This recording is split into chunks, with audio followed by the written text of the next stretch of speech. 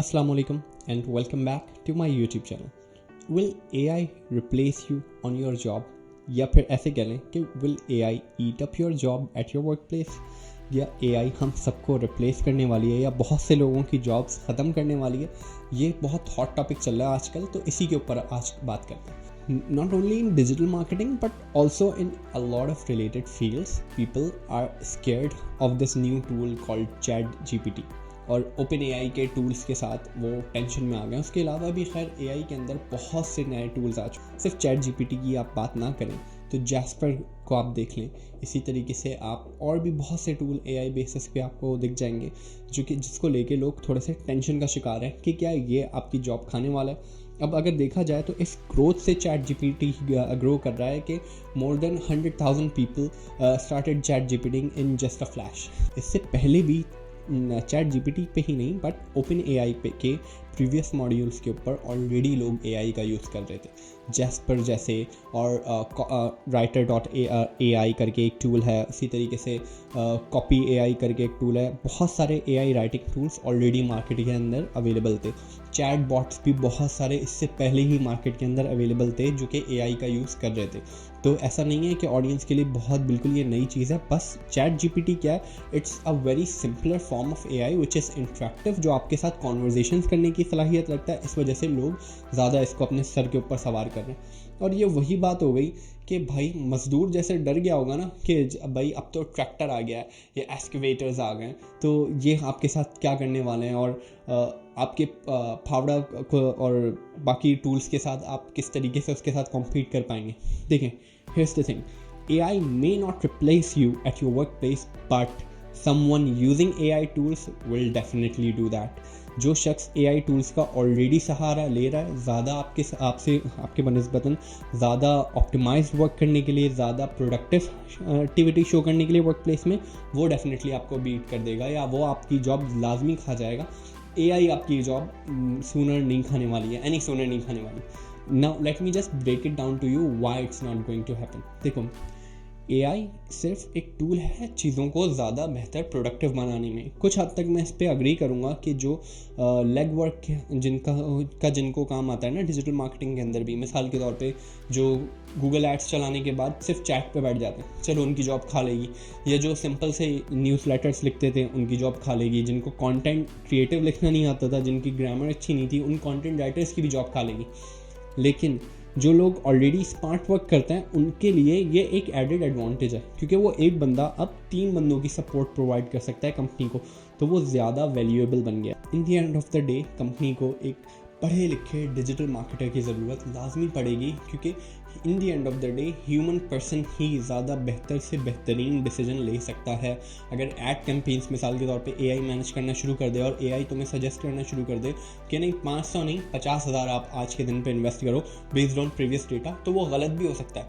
अब ह्यूमन को ज़्यादा बेहतर पता होगा करंट डेटा के हवाले से कि भाई पिछले 3 दिन से डेटा इस वजह से आ रहा था कि मिसाल के तौर पे हॉलीडेज चल रहा है और कल ऑफिसेस खुलने वाले हैं, जो हो सकता है AI प्रेडिक्ट ना कर पा रहा हो. ये काफ़ी ऐसे फैक्टर्स हैं जो कि रोबोट या AI नहीं समझ सकता, लेकिन ह्यूमन रेलेवेंस उस वक्त उस पॉइंट में फैक्टर इन करना ज़रूरी है.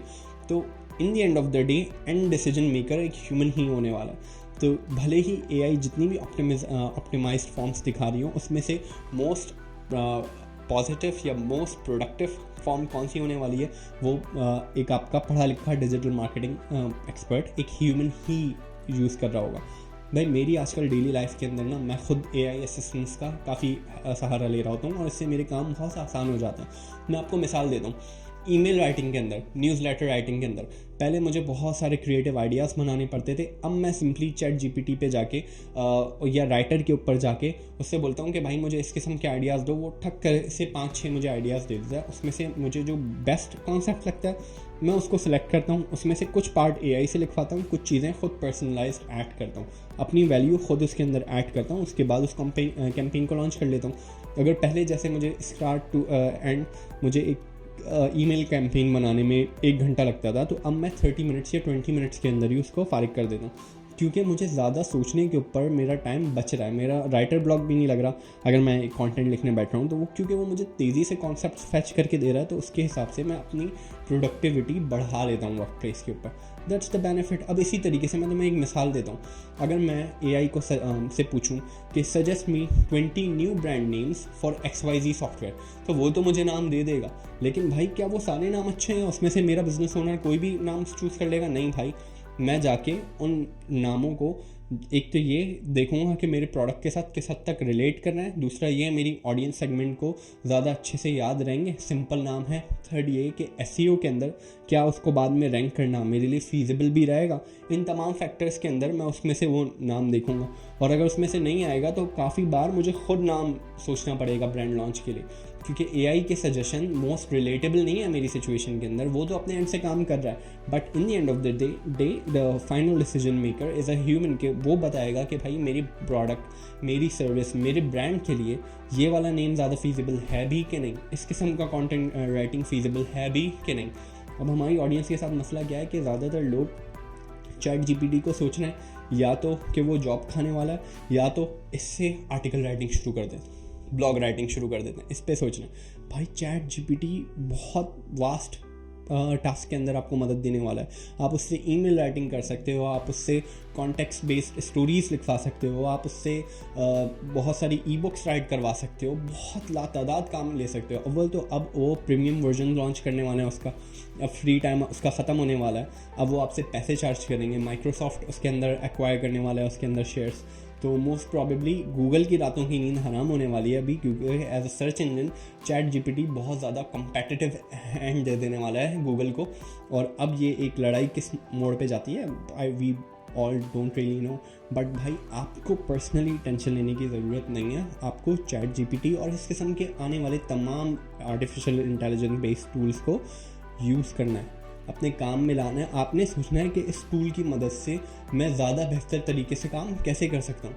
अगर मज़दूर ये टेंशन लेना छोड़ दे कि भाई ट्रैक्टर आएगा मेरा काम ख़राब कर देगा, बल्कि उसके बजाय उस ट्रैक्टर को चलाने का हुनर सीख ले, तो उस मज़दूरी के बजाय ट्रैक्टर ड्राइवर की तनख्वाह ना आपसे कई ज़्यादा होगी, उस मज़दूर से कई ज़्यादा होगी।